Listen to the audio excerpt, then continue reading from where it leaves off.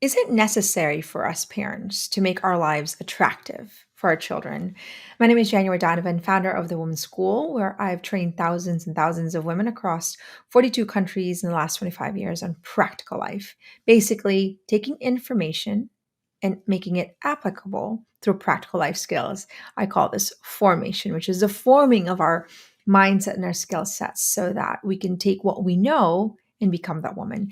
And so today it's an important topic to talk about the importance of how we are living our lives so that we can then make our lives so attractive for children that we can sell anything to our children, including our faith, including being wholesome, including staying away from drugs and alcohol. So I have four teenagers, one almost a teenager. And this is an important topic for me because I always say, I teach based on EFE, my experience, my failures, and my expertise. And so what you're going to get here is real life practical training. So I'm going to share with you a video with Dr. Peterson and a fellow uh, therapist that he kind of having a conversation on the importance of developing ourselves. And so I let him share the story, but his son gives him an advice on parenting, which I thought was so brilliant. So I'm going to share this with you. And I think you can just take notes and harvest and kind of see where you are in your own life, especially if you are approaching teenage years or if you already have current teenagers and kind of reflecting on what we can do to improve how we impart to them our faith, our moral life of that's well lived, a life of meaning and contribution. So go. Not ours to claim. And it also brings up the hardest thing we have. It's not the young people, it's the parents. And I asked our son the other day, a good friend was working on something about fatherhood. And I asked our youngest son, Sam, I said, this whole fatherhood thing, you would understand it better than I have because you're the customer, right? You're the person. And said, so what advice would you give my friend about fatherhood? And he said, when you're younger, you just want your parents around and to pay attention to you. Yeah. Not coddle you, but just to be there. And he said, but once you get into kind of middle school, you're really around your peers, and your parents, their job then is to be a good role model. Mm-hmm. And he said, and this is what chilled me, he said, so to be a good father, all you can do is work on yourself. Yeah. And that's why it's so hard.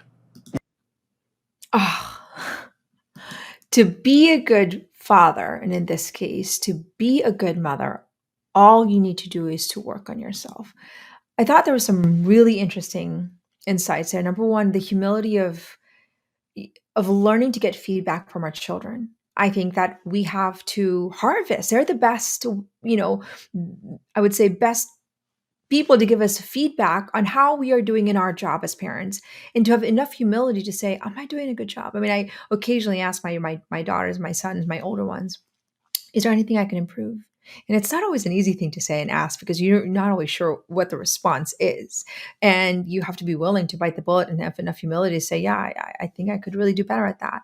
And I think that feedback is so important. And as part of the conversation that we can open with our young adults, with our teenagers, and to develop that habit of feedback because they too can receive feedback. Because if I am just giving them feedback in their life and I'm not asking for feedback as a mother, then they're going to resist also the feedback that we give them, which is essential because they need to understand how to receive feedback so that they can better themselves. Otherwise, how would they know how they're doing? And it's the same goes with us, which is not, I think that requires a lot of humility in our end. So the script that we have to think about as mothers is that, honey, can you give me feedback? How am I doing? And if there's something that I can improve, you know what? I see your point, or maybe I don't see your point. Can you help me? Can you elaborate? Can you explain? And then we say, I'm going to work on that specifically. I'm going to need your help. I need to raise my, maybe not raising my voice or whatever that looks like. It's having that dialogue and conversation with a very tender tone and say, I do need your help. I do need to work on that. And I'll be more mindful of it. And I think that's it. And periodically we asked that as I think as a way to invite them to also receive our feedback because they're not going to want our feedback unless we've modeled it for them, which is the second point. He talks about when they are in their middle school, all they really want is role models.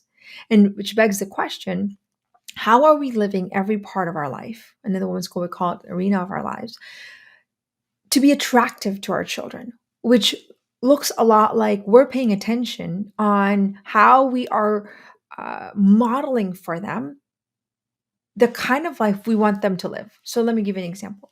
In the women's school, we have, what we call see with the wholeness arena, which is how we live every part of our life, right? So if I've got, four teenagers, I have eight children now. I have kind of I call it the first half and the second half. So now I've got my 16-year-old is the oldest one. I have to pay attention to how I'm designing myself as a woman, as a mother, as a business owner, as a wife, the self image that I hold of myself because I too want him to develop the image that he has of himself, right? Because we become what we think about. If I think I'm kind, I'm patient, I'm hardworking, then I I can model that for my children in the way they also talk to themselves. I can look at my child and say, I'm really working on becoming a better uh, writer.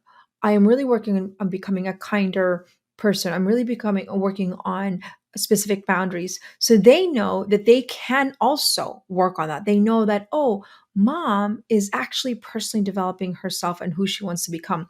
So I have to be conscientious in how I'm modeling for them the woman and the mother I am aspiring to become. And I think that's the question is that are we personally developing ourselves? Because we live in a culture where there's two things that I think is a massive oversight in parenting. And that's number one, there's no training on how to be a mother and how to be a woman prior to motherhood, which means that the moment our baby is born, then all of a sudden we have to think about emotional command, boundaries, time management, mind management, how to clean a kitchen, how to say no, these skill sets that we need right away to be masterful already when our baby is born, all of a sudden we realize, we don't have it, which is why parenting becomes challenging, not because it's designed that way.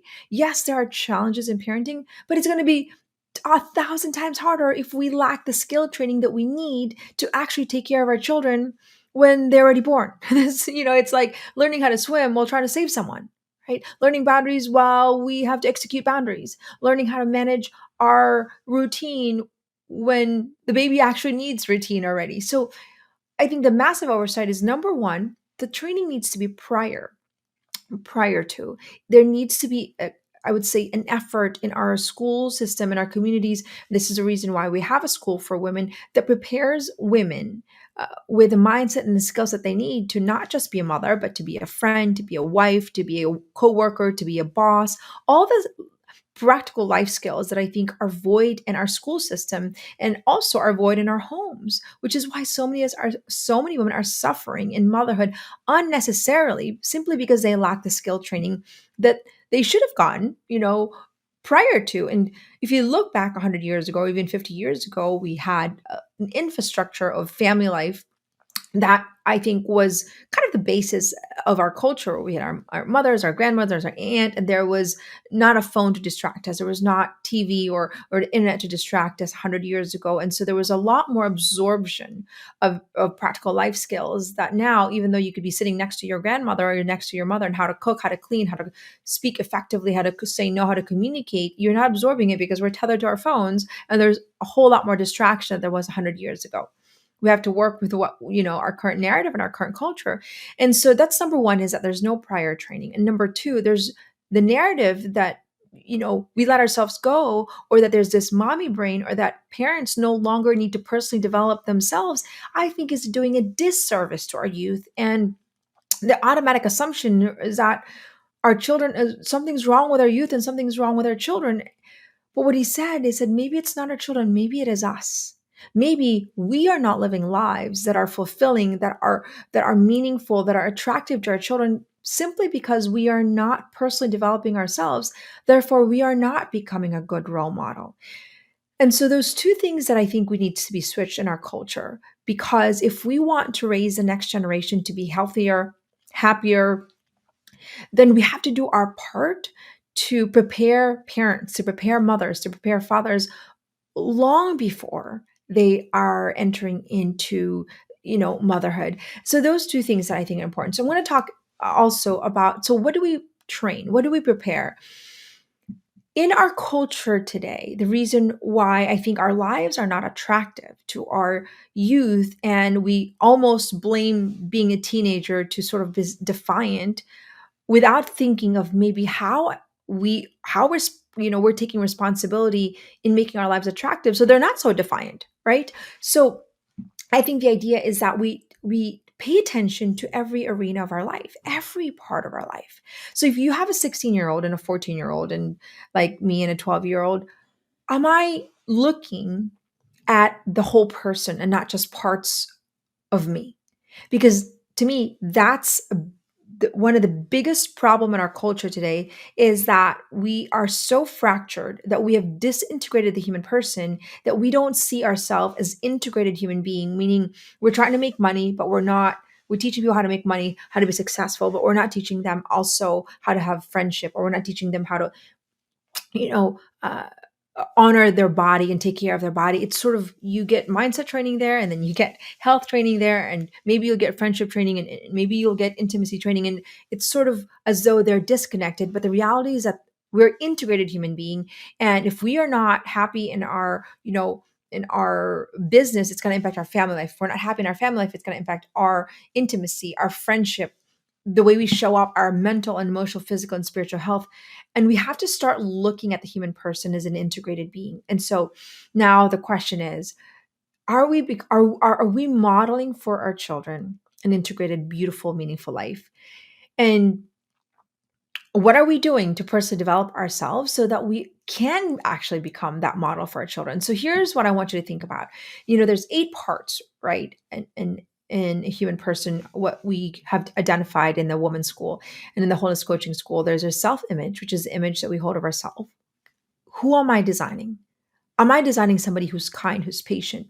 We are not stuck with the person that we are. As parents, we can redesign and design ourselves over and over again. And that's how we model for our children, that they too can design themselves over and over again. They don't have to be stuck with the label that the teacher told them, that they're just not good at math, or they're just not lazy, or they're X, Y, and Z. They can say, no, you can change who you are. You can redesign from a neurological level, from a psychological level, who you want to become. So how are we modeling that to our children? Number 2 is our health. And in the women's school, we talk about the integration of both our mental, emotional, physical, and spiritual health. And why? Because our thoughts, right, impact our emotion. If I'm constantly thinking about what somebody's opinion of me, it makes me anxious, makes me tense, and spiritually, I can't be fully present. I can't pray. I'm hijacked, right? So it's not just parts of our health. It has to be integrated. And the goal is optimal energy for contribution. So the question is, how healthy, how attractive is our health life to our children? Do they see us taking care of our body? Do they see us eating healthy? Do they see us saying no to ourselves? Do they see that we are living a constant life of peace and emotional command? Do they see that we're happy with ourselves? Do they see that we can have a bad day and not let it ruin the family life or the conversation at home? These are, so simple, but they're crucial, because if not, we're not modeling for them the kind of life that we want them to live, right? Because we want them to be healthy. We want them to be mentally strong. We want them to be resilient against, critics or whatever comes their way. We don't want them to be a victim of their external circumstances. And especially for teenagers, if they're not healthy mentally, emotionally, physically, and spiritually, if they don't like the image that they hold of themselves, guess what? They are susceptible to toxic friendship. They're susceptible to toxic relationships. Why? Because they're unhappy with themselves and don't feel healthy. And when you're mentally weak and your body is weak and you don't like your body and you're emotionally kind of neurotic and up and down, you're going to cling to somebody who's going to maybe make you temporarily happy, or maybe you're more susceptible to toxic friendships because it's the only thing you've got, right? So how are we modeling our uh, integrated health to our children? Friendship, how are we modeling our friendship? How are we modeling the kind of friendships that we want our children to have? Are our friend, do we have friends that challenge us, that dream with us, that hold us accountable? Because that's obviously the kind of friends that we want for our teenagers. Now, a lot of the friendships that teenagers have are quite shallow, and so much of the conversation I have with my children is that, how do you draw depth? How do you have meaningful conversation? How do you hold space for not just shallow talk, but talk that actually pierce the heart and fulfill you? right? How are we modeling that for our kids? Do they have the right script? Do we have the right script? Do they see us wasting and squandering our time with mindless conversations because they're hearing it? They're hearing it from us. Do they see that our friendships are also role models? The friends that we have are also somebody that they can model after, right? What about the intimacy? How are we living, our relationship as a couple? Do they see us flirting with each other? Do they see us in love and fulfilled and dating? And do they see us wrestle with hard conversations and ask for forgiveness? These are the things that they are absorbing and watching, right? What about our contribution, which is, um, uh, you know, the extension of our sort of our work outside our home, our purpose, our careers, those things that we feel really called to do. Do our children see us dreaming? The idea that mothers are supposed to abandon their dreams simply because we are now, mothers is, I would say, so counterproductive to the fact that we want our children to also pursue their dreams while we what? Let ours die? No. We model for them what it means to pursue their dreams in context of their season of their life. As a mom, I have to be mindful of how I am dreaming and how I'm communicating the dreams that I'm pursuing, how I am challenging myself to grow so that I can achieve the dreams that I have because that's what I want for them. Right? I've got, a golfer right now who's homeschooling so that he can become a golfer, and our conversations are real and raw and say, yeah, I completely failed. And just like, you failed in your tournaments and I get right back up. And the conversations now become parallel and say, yeah, I'm modeling for you what it means to fail and rise up again because I'm dreaming right alongside you. Right? What he said is that we have to be role models. What about our environment at home, the physical and the people? Do they want to be at home? Do we want to be at home? Or are we just itching to get out of our home because our homes are not a place of peace and rest, right? We have to be so intentional as mothers to create that beautiful space. Is that going to require so much training on our end? Yes, you bet. The training to build a routine, to create a space for safe conversation, to have meaningful conversation, to make the house beautiful and orderly. Everybody has a contribution and chore. Absolutely. This is why we need the training prior to. And if you're sitting there and you're saying January, it's too late. It's okay. Most of us are kind of late in the game, which is why so many mothers today are suffering lives of overwhelm because we're underskilled. So I think that's an important narrative that mothers are here to train, that we are not just this mommy brain idea that we've lost a sense of self. No, this is where we gain more of ourselves because we ought to be role models, right? And now our wealth, which is often kind of like a conversation in children where they see money becomes an issue, right? And the way we define wealth in the woman's school is an abundance of time, treasure, or talent for the sole purpose of contribution. Yes, we can't contribute when we're stressed about money. We can't contribute when we don't know how to manage our time. We can't contribute when we're not developing our talents. And the whole purpose of contribution is it fulfills our unique call in this world to contribute the very thing that we are here for. And so that needs to be modeled for our children. How are we exercising, you know, the contribution of our wealth? What does that look like? How do we tell our children uh, a sense of responsibility, both of their time, of their money, how to make money, how to not be a victim of their circumstance, how to be resourceful? These are skills that are non-negotiable in our home life. And if we are not training, then who's going to train them? They're going to suffer when they graduate from our home life if they lack some of the budgeting skills, skills that help them say, what's the solution? How can we find my daughter right now is saying, she's like, Mom, I am really motivated to get these whatever shoes she was looking for. And she's like, I have 2 weeks to make it. I need to figure out a solution. So in my home, I don't do chores. They don't get paid for chores, but they do get paid for reading a personal development book or a training video or something that I think would maximize their ability for practical life skills. And so she's like, Mom, can I get 4 of these? And so teaching our children a sense of resourcefulness. And so how are we modeling that for ourselves? How are we modeling also the way we live our wealth, to contribute, to give back, and then our family life, right? How Is our family life attractive to our children, our teenagers? I had just asked my son yesterday, and periodically I asked him, I said, "Do you love being home?" And he's like, "Yeah, of course I love being home." I said, "Jack, I don't assume that you do. I asked that to you because I think that I want to harvest from you what things that I can improve as a mother to make this home a place where you want to go home." And I told him, I said it was a kind of a drive-by conversation. And, where I didn't have a home growing up that I felt like I wanted to come home to. And I remember hearing other women say, "Oh, I just want to be home." And I remember thinking, what is it like to want to be home, right? To feel like there is a safe, beautiful space for you where you feel alive, you feel at home, that there's a comfort in a home, but also a place that you are growing and challenging. And so now it goes back to the video of, yeah, we are to be role models. We can't tell them what to do as much as we want to. And if we are going to tell them what to do because they do need guidance, our teens need our guidance, are they going to listen to us if our lives aren't attractive to them? If they do not see us living the life that is beautiful and meaningful, why should they? Right? And this is one of those things I think that is important to ponder, is that if you're somebody who wants to impart your faith in your children, right? For myself, my faith is very important to me, and what I want is for my children to also live the faith that I think has been an incredible blessing in my life. How do I embody that faith to them? Well, if you know if they don't like the life that I'm living, how would then how would they want to live the faith I'm living? In order for me to want them to impart the faith that I am actually living, that I want them to embody to them, then it can't be based on hypocrisy, right?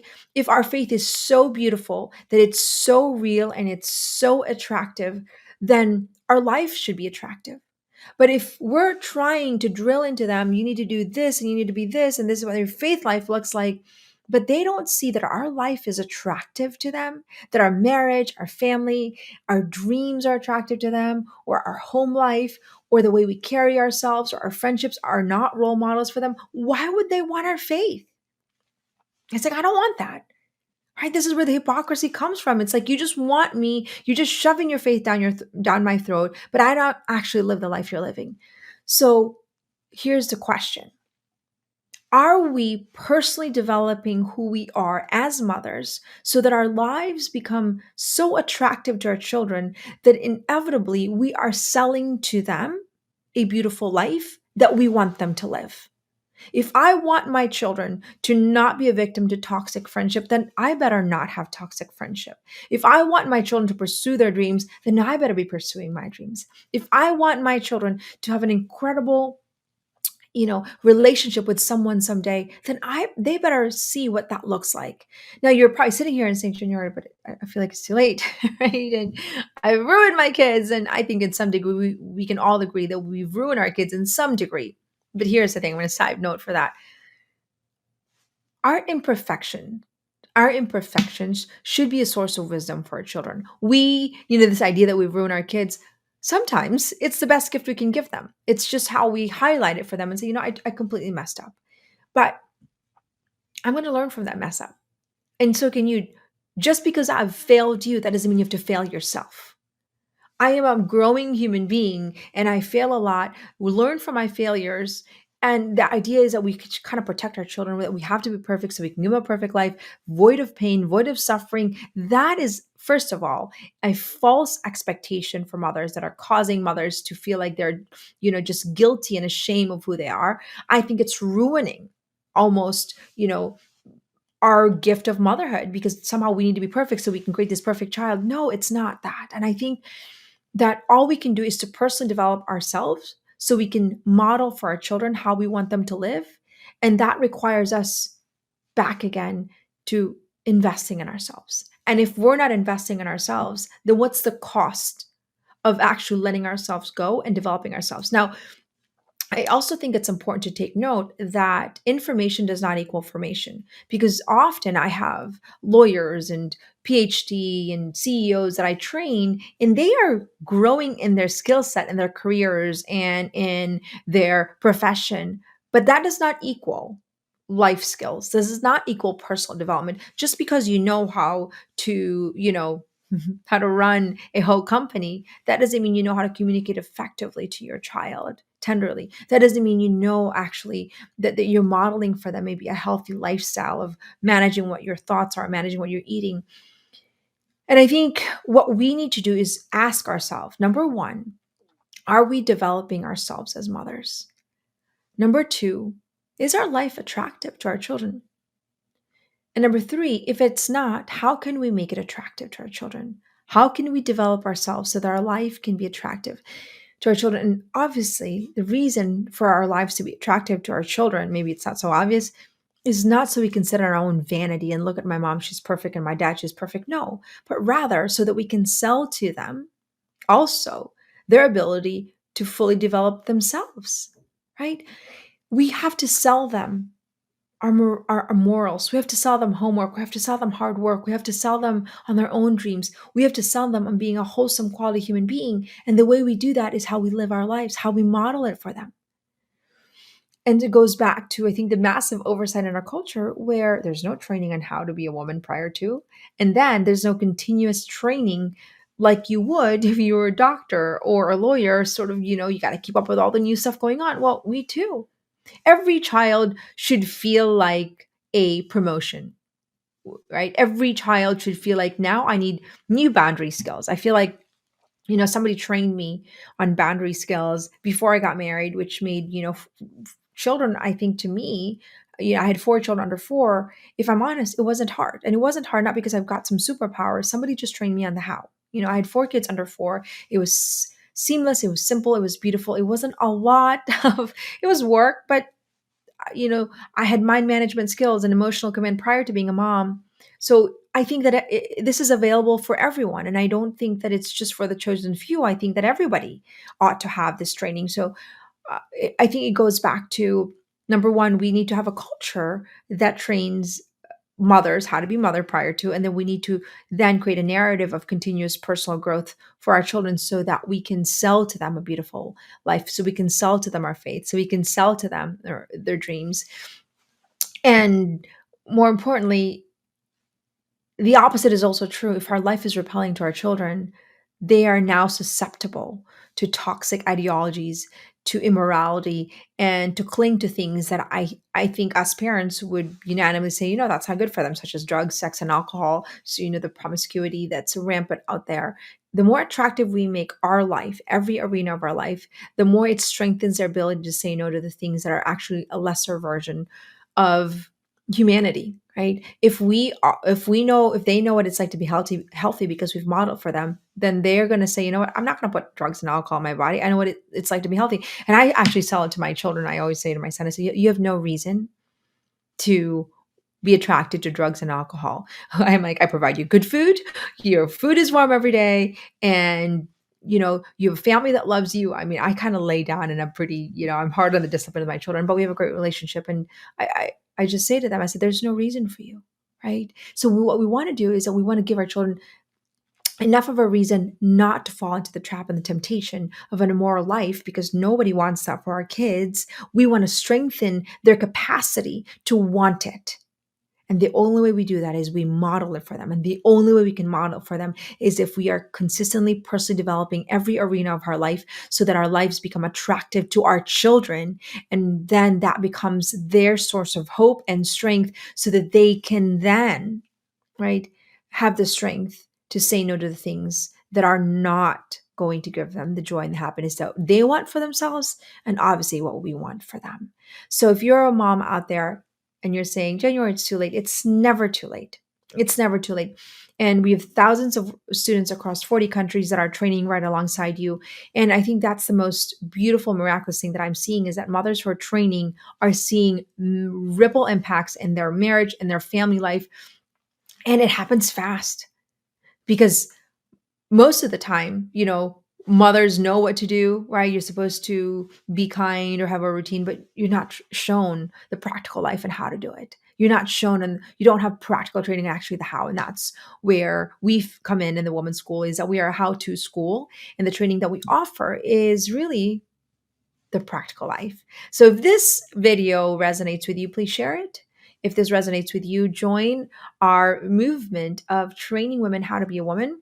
You can join our free course, How to Be a Woman, freecourse.com. You can join us. It's free. You get a free coach, free a course on the practical life training. And then you have to commit to 1 month where you actually do the work, because it doesn't matter if I give you the best course, or it doesn't matter if you have the best thing in the world.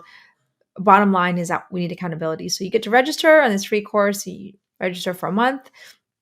The whole course is just a month, free course. And then this is really kind of your entry point in saying, how do I then develop myself as a woman? So it's here, and it's here for you free. Please subscribe to our video if this resonates with you, and share it, and like us and follow us on Instagram. Our work I truly believe our work has just begun in a world where women are no longer defined and are being erased more than ever.